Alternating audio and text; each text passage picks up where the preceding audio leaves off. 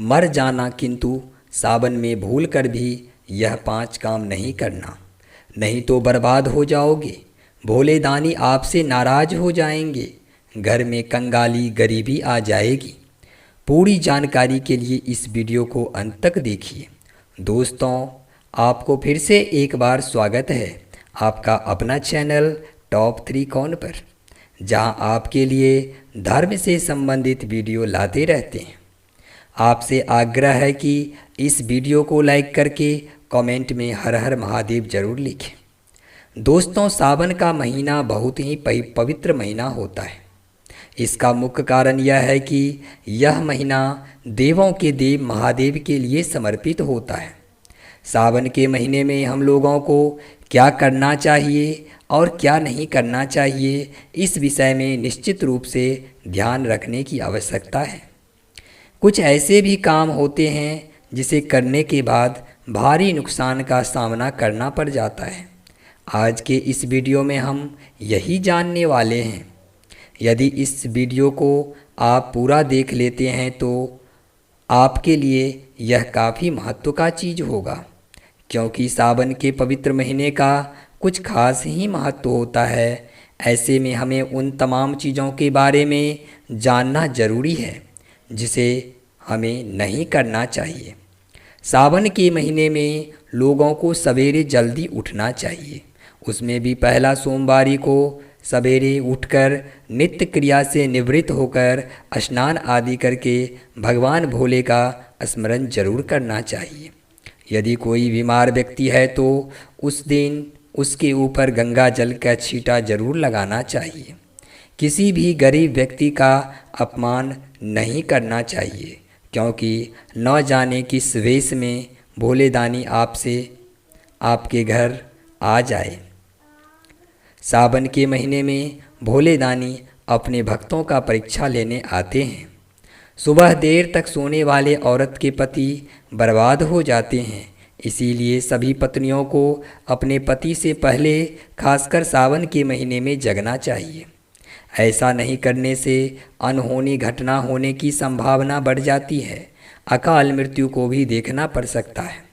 सावन के महीने में सुबह सवेरे जगकर स्नान करके भोले दानी का स्मरण जरूर करना चाहिए और सोमवार का व्रत अवश्य ही करना चाहिए। दोस्तों, सावन में पति पत्नी को सहवास नहीं करना चाहिए। यदि आप दोनों व्यक्ति व्रत रख रहे हैं तो इस पर विशेष ध्यान देना है, क्योंकि इस समय आप भोले दानी के शरण में होते हैं। इस प्रकार नियम निष्ठा के साथ भोले दानी का स्मरण करना चाहिए। सावन के महीने में अपने घर में पूजा मंदिर में खाली माचिस के डिब्बी या फिर माचिस के डिब्बी नहीं रखना चाहिए। इतना ही नहीं, किसी व्यक्ति को गाली देना या फिर चुगली करने से भगवान शिव नाराज हो जाते हैं और इसका दंड उन्हें भुगतना पड़ जाता है। पत्नी को कभी भी किसी को अपशब्द नहीं करना चाहिए, हमेशा मीठी वाणी का प्रयोग करना चाहिए। सावन में आपको लहसुन प्याज भी नहीं खाना चाहिए।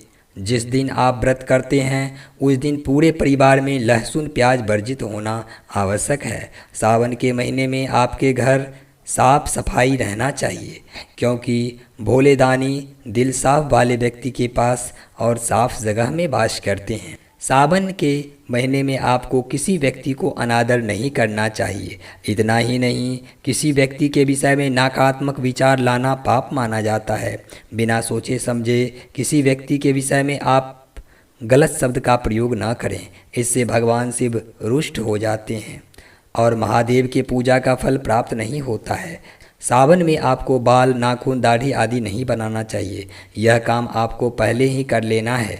सावन के महीने में आपको दूध में हल्दी डालकर कभी नहीं पीना चाहिए। सावन में अपने शरीर पर तेल नहीं लगाना चाहिए। यदि किसी प्रकार का समस्या हो तो लगाना जरूरी है। यदि आप ये काम करते हैं तो भगवान शिव से क्षमा प्रार्थना जरूर कर सकते हैं।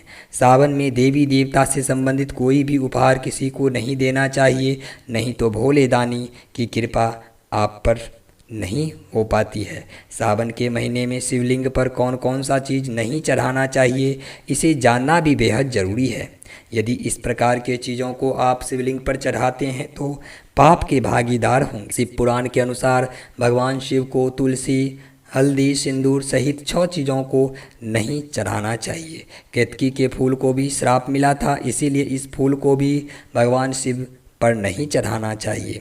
धार्मिक मान्यताओं के अनुसार सुबह 5 बजे से 11 बजे तक शिवलिंग पर जल चढ़ाना शुभकारी माना जाता है। भक्तों को कभी भी शाम के समय शिवलिंग पर जल नहीं चढ़ाना चाहिए। शिवलिंग पर काली मिर्च चढ़ाने वाले रोग दोष से मुक्त हो जाते हैं तथा सुख समृद्धि प्राप्त होते हैं।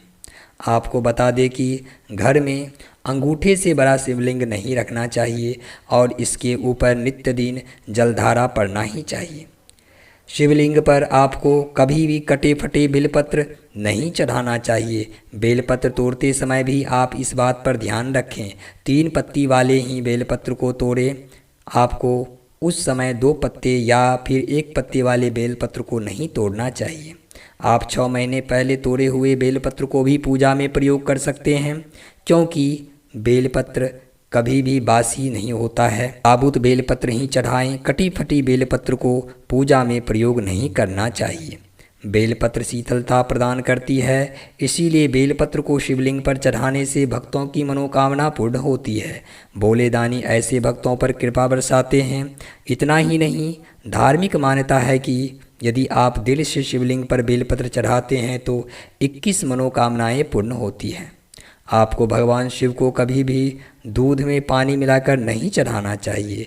यदि आप पीतल के बर्तन में दूध लेकर शिवलिंग पर अर्पित करते हैं तो यह सर्वोत्तम माना जाता है, क्योंकि धार्मिक कर्मकांडों में पीतल के बर्तनों का विशेष महत्व है। प्रिय भक्तों, यह वीडियो आपको कैसा लगा कमेंट में बताने का प्रयास करें।